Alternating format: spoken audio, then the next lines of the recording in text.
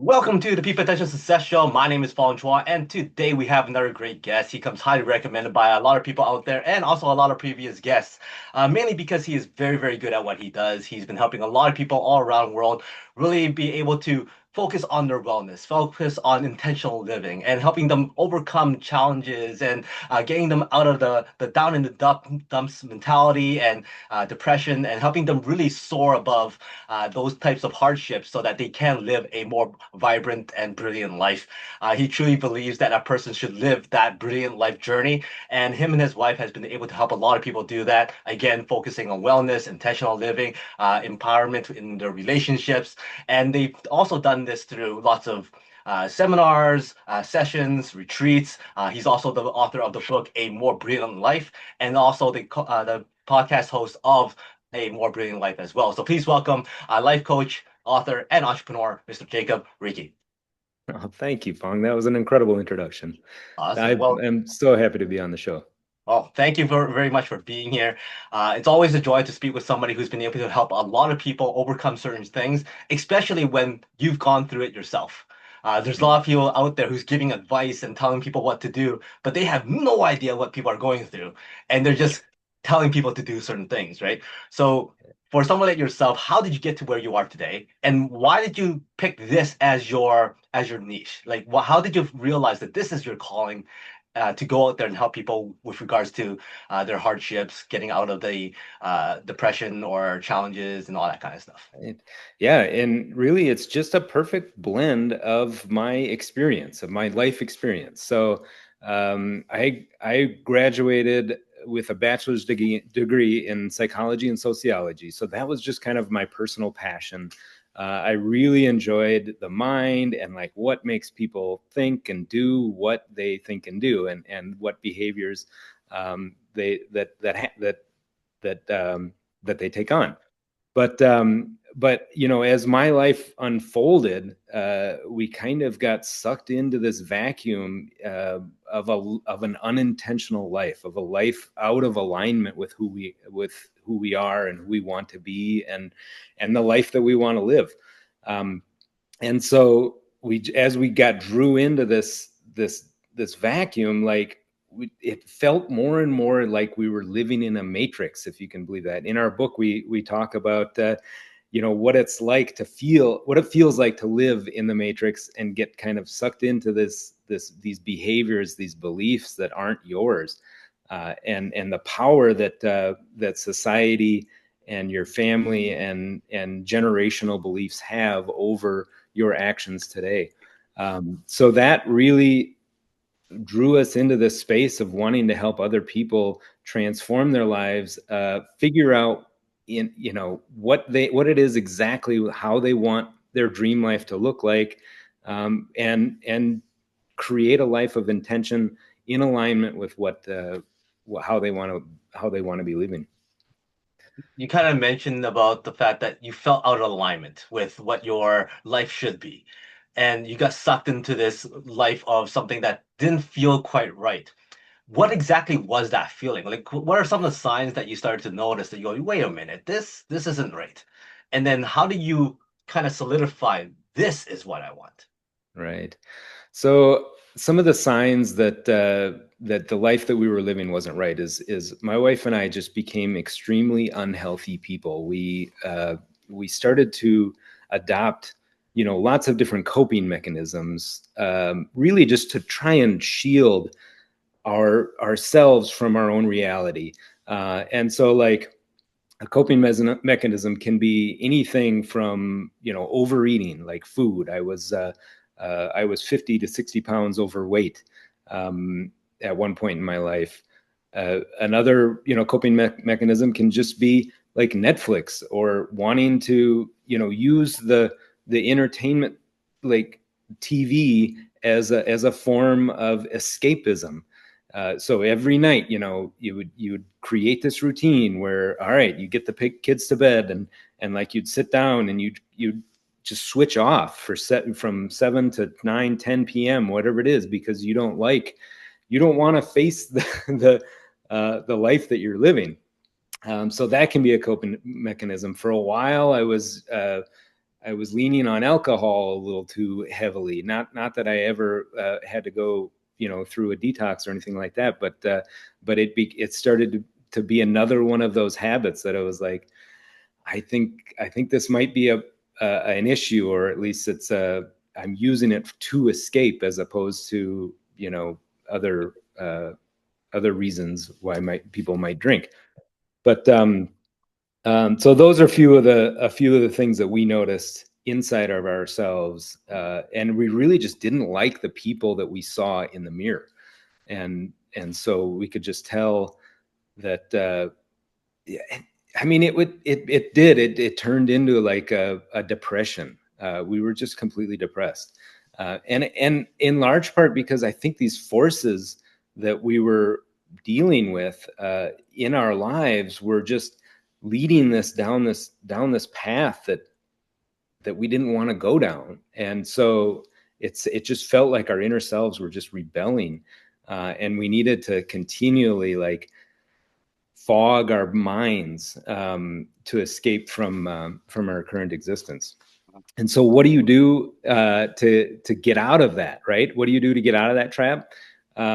I think the first thing that we have to do is actually listen. Like actually listen to what your inner self is telling you. And most of the time, those moments are few and far between, and they're the moments of silence. Like, you get in the car, like don't turn on the radio for 15-20 minutes and actually just sit there and be with your thoughts. But we live in a world where at any moment you can pull that phone out of your pocket and escape from whatever these thoughts are appearing in front of your consciousness. And that's so often what we do is like we have these inner thoughts that start to bubble up, and then instantly we just jump to these self built-in habits of like, oh, I don't want to listen to that, so now I need to check my email, now I need to do this. We just busy ourselves with countless and endless tasks, and it's just all busy work, and so much of it is just a distraction from the depression or these thoughts that we're feeling. Now, those thoughts, and you kind of hit the nail on the head by saying that I don't want to listen to those thoughts, and therefore you drown it with something else, right? Mm-hmm. However, I think as you kind of mentioned, the first step is to start listening to those thoughts. So Yeah. how did you start listening to those thoughts in a way where it's constructive? Because there's lots of people who goes, I'm going to start listening, and all of a sudden they go even deeper into the depths of, oh, this is getting worse, and they're thinking more bad things, and it kind of feeds it. How do you make it so that it becomes a starting point towards the better? Yeah, I think the way that you do that is to really dial in on the habits. So, you might be having these thoughts, but like from where you are to where the point you want to be is so far apart that you struggle to ever imagine that it's possible, right? And so you just got to kind of zoom in tighter and tighter and tighter, all the way down to, okay, I'm gonna affect this one single habit, whether it be, drinking water first thing in the morning when I wake up. Like I'm gonna drink 32 ounces of water, whatever it is. So start very, very small, and build on those habits. And eventually, you won't even recognize the person you were. You won't even believe that you were that person, 5, 6, 7, 8 years ago. But you have to allow for it to unfold on its own time. It takes so much time to build new habits and to really change your thought patterns, your belief patterns. So that would be my advice: is don't look at the end game. Don't look at necessarily the long term vision. Focus on what it is you were doing in that very moment, at that time, and start adopting new, different habits that you want to integrate in your life. So during that journey, okay, you work on your mindset, your thought process, thinking things in a Mhm, different way, and then it comes the action part. One of the things that mhm, you started doing was you started doing long distance running, and me and my mhm. wife has gone through that journey too. It's like, okay, if we're gonna get healthy, we want to do some running. Guess what? We have to stop thinking about it and Right. actually put some action to it. So we signed up for a marathon, and once you sign up for Yeah. something, apparently you kind of think that maybe I should train for this and not just go into the cold kind of thing, right? So Yeah. Yeah. what was your journey like when you start doing all these more physical challenges? Uh, Sure. how did you overcome the hardships? How did you train for it? How did you get your Yeah. mind into that setting where I will finish a marathon and I will finish Yeah. this ultra thing and Tough Mudder and all that kind of stuff? Yeah. So for the first, I would say 39, 40 years of my life, I was not very physically active.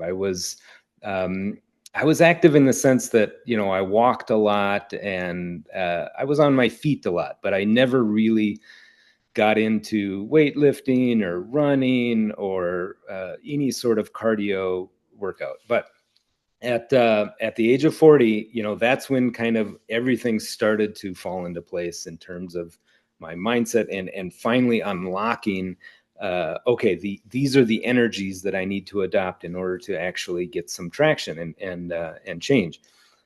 So one of the first things that I did was, okay, everybody's excuses, oh, I never have time, I don't have time to work out, I don't, you know but so what I said is, look, I'm gonna just get rid of that excuse and say I do have time to work out. Every day I'm going to spend 15 minutes on the treadmill. And so that's what I committed to. It's just 15 minutes every day. And I think I did that for maybe a month or two. And then eventually I was like, all right, now that morphed into, okay, every day I'm going to run 1 mile on the treadmill. And so every day that's what I did. I ran 1 mile. And then eventually I was like, okay, now I'm going to increase it 1.05. Every day I'm going to increase it 0.05. So that's right, 1.05, 1.1, 1.15. And then eventually I was running over 3 miles every day. And then that just started the snowball. So it really is like you have to face your excuses head on and say, okay, time is not an excuse because I have 15 minutes in the morning. I have 15 minutes every day. And then eventually you start to want to do that exercise every morning. You start to miss it. And it doesn't take willpower anymore. You don't actually have to overcome this energy that's pushing against you to stay in bed or to not do that, to not do the working out. And so it really is just starting small, facing those excuses head on, um, and building slowly. Then eventually, after my wife and I had kind of gone down this personal development journey, we came across a friend of mine. Kind of put this bug in my ear. He's like, "Hey, I'm going to do 75 hard," and this is 75 hard of the Andy Frischella's version, where you commit to 75 days in a row of 45 minutes of exercise, twice a day. So that's an hour and a half of exercise, but you have to separate them. One of them has to be outside. You commit to a diet, whatever that diet may be. You read 10 pages of a personal development book. You drink a gallon of water a day, and you give up alcohol. So that's the 75 hard program in a nutshell. And that's what my wife and I said, okay, we're going to do this. We are going to, we're going to crush this, right? Um, and that was what kind of opened our eyes to the possibility of what it really feels like to be crazy healthy. Up until that point, we had still been drinking, we had still been, kind of lax with our diet. But 75 hard, like, just opened our awareness to, oh my gosh, like, if you really stack this stuff together for 30, 40, 50 days plus, like, the benefits are incredible. And that was probably the other program that really blew the doors wide open. I liked how you talked about the fact that you started with a certain number and then you Yeah. kind of increase that as you go. And that goes for everything that people wants to improve on, right? Whether it's their diet, whether it's entrepreneurship, whether it's investing, whatever it is, you start off small and you kind of build it up from there, and all of a sudden you have a lot. Now, you mentioned about that energy of getting that pushback. And go, Mm. oh, you know what? You did this for 3 days already. You need a rest. You could take today off, kind of thing, right? When that voice starts to rear its head out, how do you overcome that? I think it goes back into zooming in, continually zooming in. And what I mean by that is, okay, so you're not, you're struggling to get up and to get on your run or get on your, your workout or whatever it is, or get your day started. And so you're sitting there laying in bed or wherever the resistance hits you, and you just have to continually zoom in. Okay, so what is the next step? The next step is I'm going to get up, I'm going to go to the bathroom, I'm going to get a glass of water, whatever it is. Or maybe you have to zoom in even further. Like the next step is like lifting my arm, taking the covers off. And so like that, I think is, when you're feeling that weight of resistance, like continually zoom in, like, and really dial in on specifically, get super specific on what the next step is. It's like, just open your eyes. Exactly, exactly. It sounds like you and your wife have this amazing relationship when it comes to holding each other accountable. There Mhm. has been sayings by other coaches and other entrepreneurs that say, "Hey, if you want an accountability partner, it needs to be somebody that's not your wife or your spouse, because they're the ones that knows you the best, and they're also the one that's going to give you the most amount of slack." It's like, "Oh, honey, Mhm. you did so well. Like you don't worry about it," kind of thing, right? But it sounds like the two of you were able to hold each other accountable. Why is that? Oh, I honestly think it wasn't so much of, I don't think so much of it as we were holding ourselves accountable. I think so much more of it is that we saw in each other the potential that each other had. And so like it was this, mirror reflection of how we were projecting each other's image on each other. Like, and so, we each just saw each other as holding ourselves back, as knowing that we had far more potential within ourselves. And that, I think it was that energy that kind of pushed the wind behind our sails and kept things moving forward. And I also think it's important to point out that so many people hit this, or so many marriages hit this point in their relationship where one couple wants to take their lives to the next step. They want to give up this, all the stupid drinking. They want to give up all the wasted time on Netflix or whatever it is, and the other couple is like, yeah, I'm good. I like my drinking. I like my kind of half-assed life, right? And so when that happens, I think it's planting the seed for separation, because you're not growing together. One person is just kind of remaining stagnant, and the other person is like, no, I'm done. I'm growing.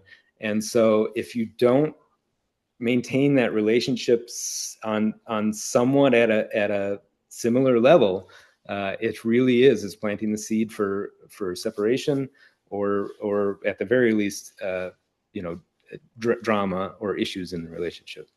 It's one of those things that uh, whether it's fortunate or lucky or whatever it is, to find that person who's willing to grow with you. Because there's Right. so many cases where that's not the case, where one wants to go one way, one wants to go another way, and they kind of stay stuck together. And then eventually that leads to more hardship and more depression and all that kind of stuff. But having that partner with you that wants to go on that journey helps so much more, because you're able to bounce off each other a lot. Now, the two of you decided to go, hey, you know what? Let's start this whole new entrepreneurship journey to help others discover this brilliant life, discover all these great things that we lived through. How did you come up with that? And how did you kind of go, okay, we're not going to do the 9 to 5 anymore. We're going to go entrepreneurship. Ah, so that was really born out of, again, like our experiences in life. So many of our experiences just kind of pushed us into this space. My wife and I, we have a real estate business, we have rentals, we have our coaching business. My wife teaches yoga here in Costa Rica.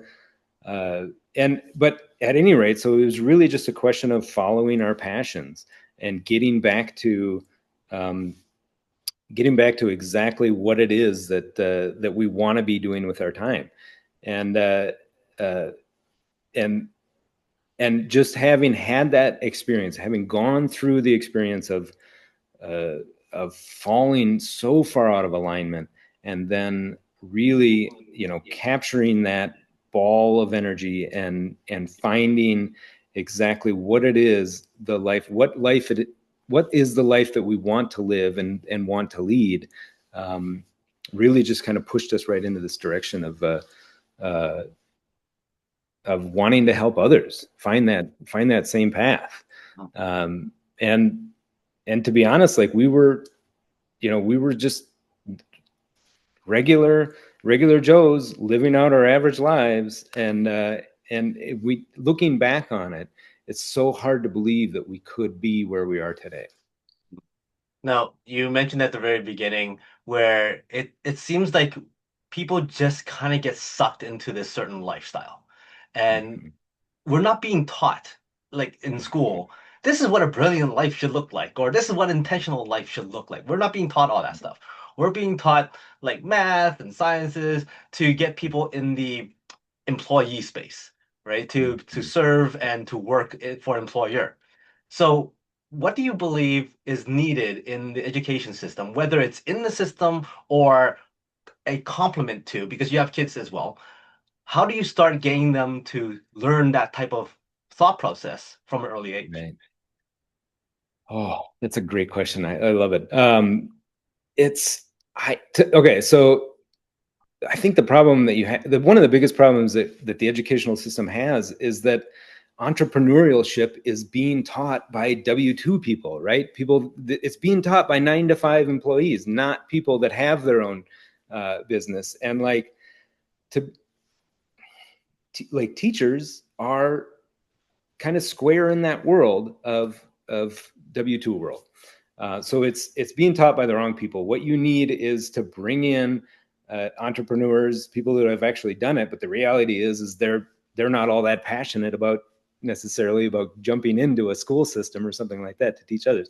I think one of the best ideas, though, is to give figure out a way to, like, give kids $500, $1,000, and say, look, you are going to start a business, and this is all you have to do it on, and you're going to lay out a business plan, and you're going to try it. Because if as anybody who's ever gotten anywhere will tell you, that you have to fail. Like, let's give them the opportunity to fail, in order so that they can understand and learn from that experience, and figure out how to do a better business plan, or what to tweak in the future. Because nobody ever knocks it out of the park on their first go around. It's always a tweaking process. That's very, very true. You also mentioned that you're in the real estate space as well. Mhm. Share with us that journey. Like one, how did you pick real estate as one of the investment vehicles that you wanted to get into, and what was that very first deal like for you? Well, you know, we picked real estate because it fit well with our skill set. I have In the past, I built a hog barn in the past, and sold that one. I have general contracted other buildings, so I've figured out how to work with lenders, um, or at least had that experience, and I integrated my relationships, and it just kind of made it an easy go around to jump into real estate. uh, I remember our first thing that we wanted to buy, we were going to turn into an Airbnb. It was a dome house, and it was, way too expensive. And I'm so glad that it fell through. It was actually our lender who was just like, well, I can't do this, right? This isn't going to work. Like, you guys, I can't give you this money for this project because I don't believe that it's gonna cash flow. And so like, thank God, like we were close enough with our lender that we had that relationship with her where she was just like, no guys, like, sure, you know, I know you can come up with the 20% down, and I know you can do all this, but I just don't believe that this is going to pan out the way that you expect it to. And she was 100% dead on. And so luckily we pivoted off of that concept. I mean, the house was cool. It was so cool. A dome house that like was out in the middle of the woods, and it was like, it was amazing. It was huge and it was beautiful. But the project, looking back on it, like, oh my God, she was so right. That project is it would have tanked. So, and then we pivoted off and we just ended up with like a boring old duplex. And it wasn't anything all that exciting. It wasn't anything that fancy. And it already came with tenants who had been in there for like 20 plus years. They were, a couple of elderly women, and we're like, all right, let's go with that one. And I remember that the first time that I received this rent check, and I'm like, that is the strangest experience. It's like, wait a second. So I just went over here, talked to a bank, got a bunch of money, and then bought this property. And now these people are like paying for this property that I'm going to own. And I just remember like the mind twist that was happening as I was going through all that sequence of thinking through like, oh, that is so strange. And then like, to be honest, that little seed like split open like this, this chasm or this gap in my thinking, in like, oh wow, well, if that's how this works, then I can do this, I can do that, I can do that. And it just opened all of a sudden, like all the possibilities just started flooding in. So that was my experience getting into real estate. And then from there, we found some other properties and just kept growing it from there. Ultimately, we did end up in the Airbnb space. We bought an old bed and breakfast and converted it into an Airbnb, like a VRBO, where we actually rent it individually, room by room, and we converted the basement into an apartment. So we kind of built this hybrid model of long-term rental and short-term rental, and that model has been working well enough. Yeah. It's pretty interesting how in real estate we all love the boring stuff. Yeah. It's like Right. nothing spectacular, just keep the checks coming in. Yeah. No, it's so true. And looking back on it, I remember this time period of about a year where like we were like, oh, that's right, we own that place too. We almost forgot that we even owned the place. It was that easy. There just happened to be no maintenance. The tenants were amazing. They would always send their rent checks, and yeah, it took some. Every once in a while, I would be like, oh yeah, we own that duplex too. It's just so No, boring. no, you made the move to Costa Rica. What was the driving force between that for that? Is it because of the entrepreneurship, or is it because of lifestyle? Like, what was Yeah. so much? What was enticing you to move Yeah. over there instead of staying where you were at? Yeah, I think probably the largest, I mean, there's a lot of reasons, but the biggest reason is probably just lifestyle. Like we really like the weather, obviously.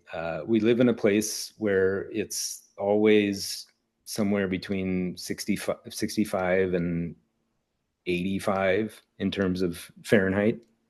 Um, and we love the 12-12, like cyclical daylight versus sunset. Like it's year round. It's almost always right around that 5:30 p.m. The sun goes down, 5:30 a.m. the sun comes up, and you can really just fall into these rhythms with the sunrise and sunset.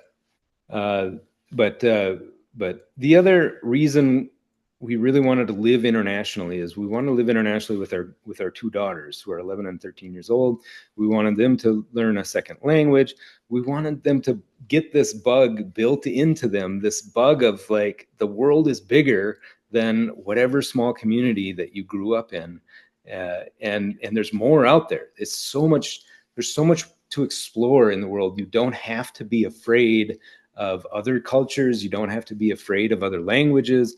And so that too, like was one of the biggest driving factors. Is just that international living, that get out and explore the world and learn somebody else's culture.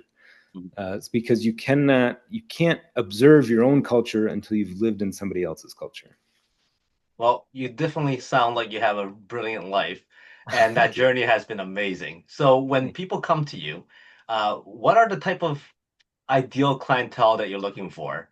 What situation are they in at the moment? And then also, what do you do? Like, how do you go through the process of getting them on the right track? Sure.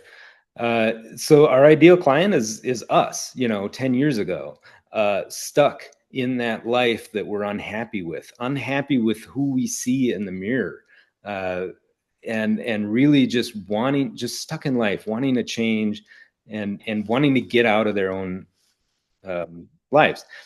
That would be the ideal client, somebody who really wants to make a pivotal move, who's ready to commit. That's one of the strongest or the hardest parts about it, is just the plain old commit and take ownership of where they are, because I don't think we would be where we are today if we didn't look back and say, okay, we are here because we put ourselves here. We did this to ourselves. Now it's time for us to take personal responsibility, figure out exactly what it is that we need to do to get on to our next phase in life and move on.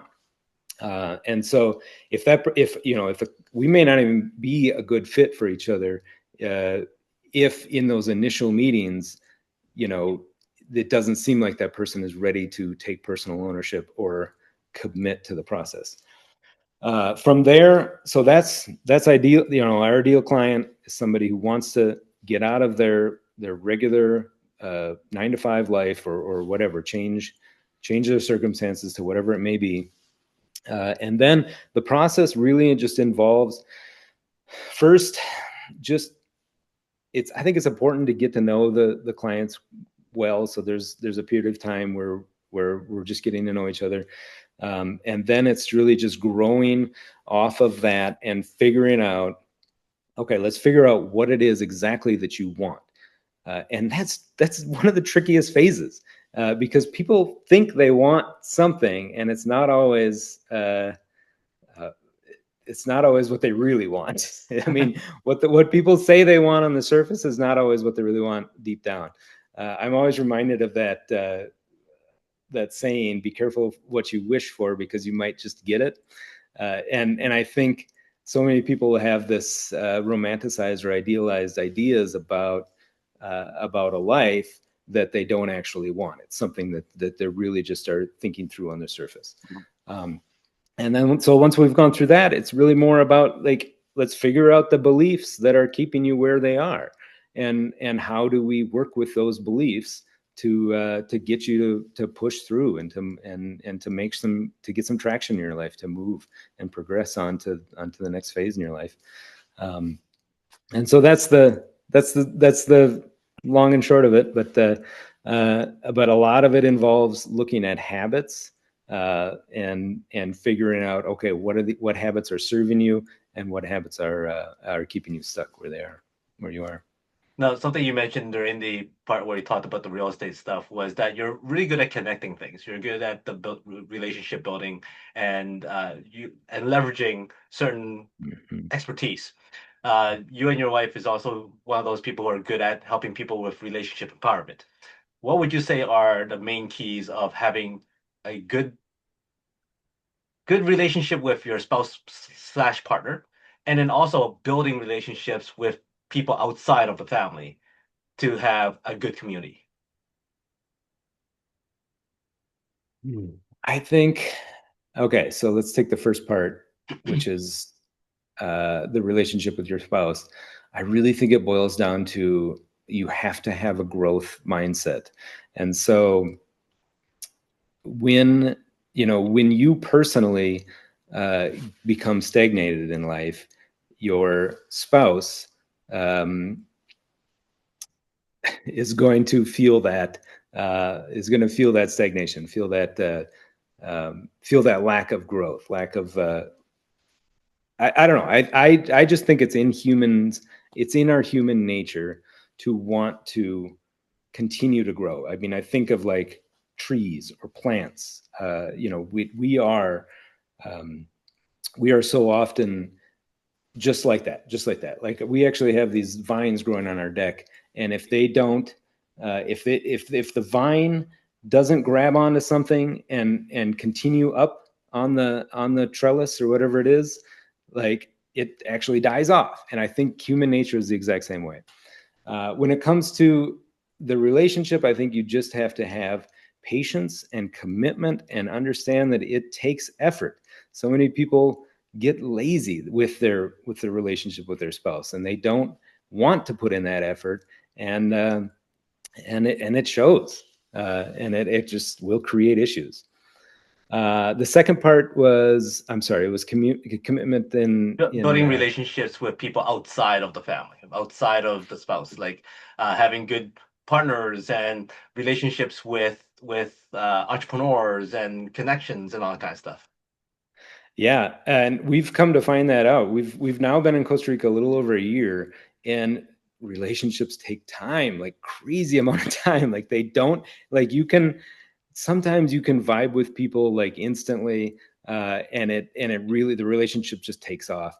But it's taken us a solid year here to really develop our friends group, to really to know who we gel with and to know who we want to spend time with, and build off of that. And I think it's also important to really take stock of which relationships are serving you and which ones are not. You are the average of the 5 people you spend the most time with, right?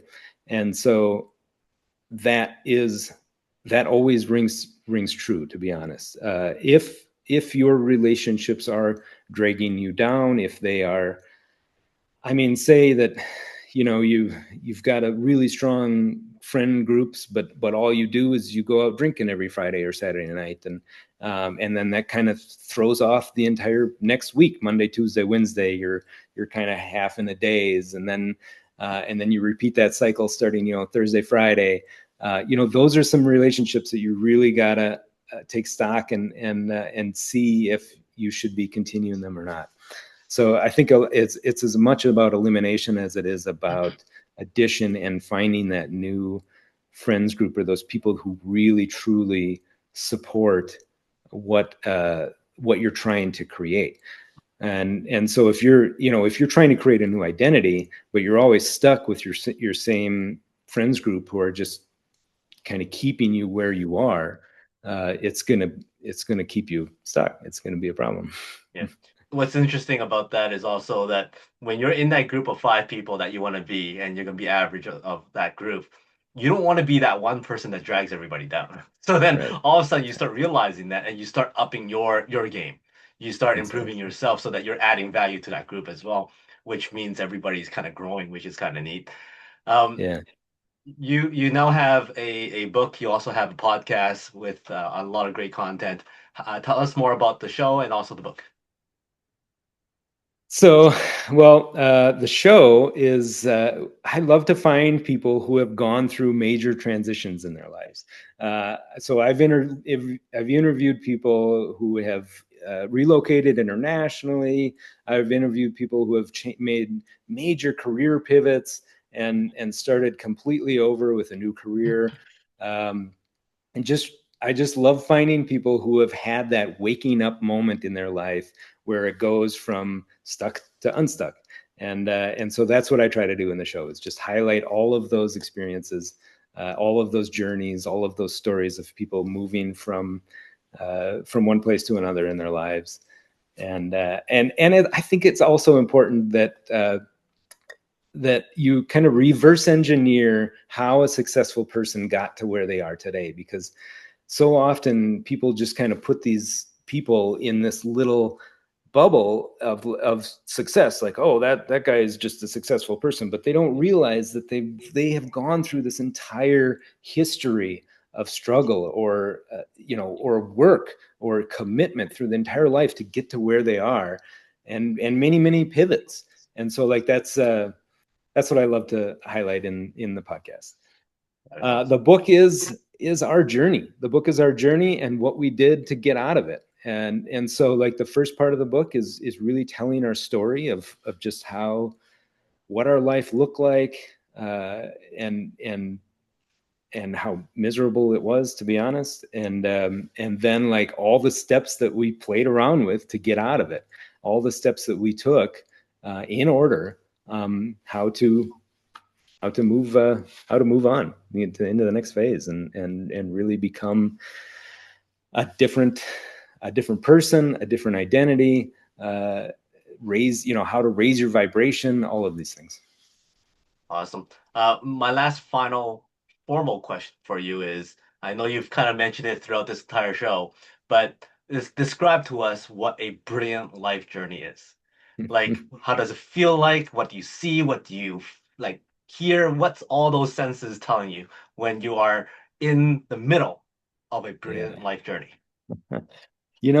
I think a brilliant life can be anything to anybody, to be honest. But at its core is a life of intention, one where you're not you haven't just fallen into the Groundhog's Day. You haven't just fallen into the zombie emotions, and routines, and like you really are trying to craft a vision. That, I think, is a more brilliant life, or a brilliant life journey. One where you just keep working, and whether you hit adversity or not, which you will, obviously, everybody always hits adversity, but you just work through that and you find paths out of it. So it's a life of intention. It's a life fully awake, and not numbing it with all your various vices, whether it be TV, food, alcohol, whatever it is. That I think is a more brilliant life. Awesome. Nicely done. Before I let you go, I got 5 quick rapid fire questions for you. Give me the first thing that comes to mind. You're stranded on a deserted island, one food to eat for the rest of your life, no consequence, so you'll still be healthy. What would that be? Oh man. Oh, let's see. I don't know. I mean, I've been eating carnivore lately, so I think I would have to go with like a ribeye steak. Yeah. Awesome. Yeah. Hollywood calls and goes, "Hey, Jake, we love your story. Very, very inspirational. Who would you cast to play you and your wife?" Oh man. I've never considered that before. Um, hmm. I guess. I don't know. I got to think of a fat guy that got skinny in Hollywood, right? And uh, I'm not entirely sure. Well, lots of people go different weights, but maybe who's the mall cop? Paul Blart, and Oh, is that Kevin James? yeah, Kevin James? Thank you. And his wife in what was the sitcom that they were in together? That's who I would cast. Kings of Those. Queens, or Thank you. Yeah. okay, I don't remember the actress's name, but okay, I got the image. All right, so now I just envision your life to be that sitcom. Um, so both of them show up at your door and goes, "Hey, Jake, we got casted to play you and your wife. Let's get to know each other. Let's hang out." And go, "Hey, buddy, don't worry about it. I got the entire night planned out. This is what we're gonna do." What does that like look like? Oh man, I think oh, well, last night here in Costa Rica we happened to have a full moon, and it was a super moon, and it was insane. It was insane. Like it was lit up out here, and you could literally just walk for miles, and you didn't need any light. So I think that's what I would do. I would just go for a midnight walk, and get to know each other. I think that sounds amazing. Awesome. Now, taking you way back to when you first jumped onto your treadmill, right? You're doing Hmm. that 15 minutes a day, and then you're Hmm. moving on to that 3 miles a day or 1 mile a day. What was your go-to pump up song that gets you going?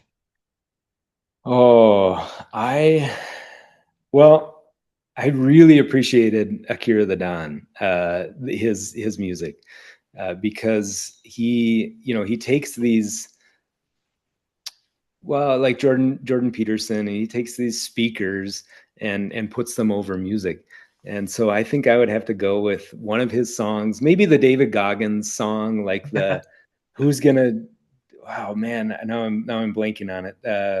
"Who's Gonna Carry the Boats?" That song. There you go.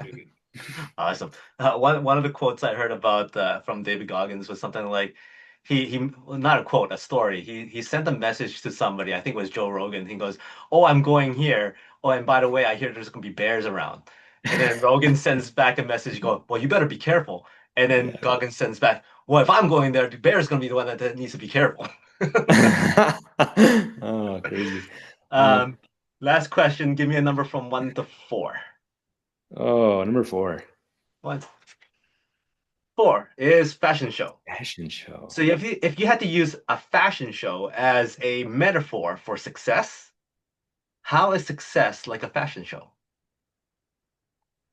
Well, I think success is like a fashion show in that, like, you can you can wear whatever the hell you want as long as you believe it. As long as you believe what you are wearing is it's almost like you are creating everybody else's reality, or you influences everybody else's reality, right?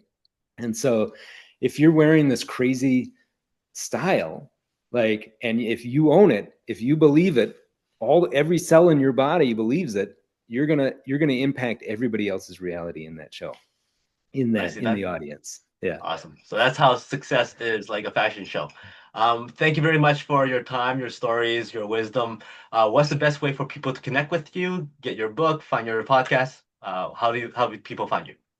Yeah, we have everything aggregated on our website, brilliantlifejourney.com. Awesome. And any final words from you? No, this has been great, Fong. You're an incredible interview, and I really appreciated the show. Awesome. Well, thank you very much for that. Yeah. Much appreciated. And I had a great time. Thank you for being here. For everybody, make sure you reach out to Jake, pick up a copy of his book, check out his show. And if you want that dream lifestyle and that journey, obviously Jake's the one to talk to. And I wish everybody is able to live that dream lifestyle and have that same feeling of intentional living. So thank you very much. Oh, thank you. And for everybody, until next time, today is the day clock, your peak potential. We'll see you later.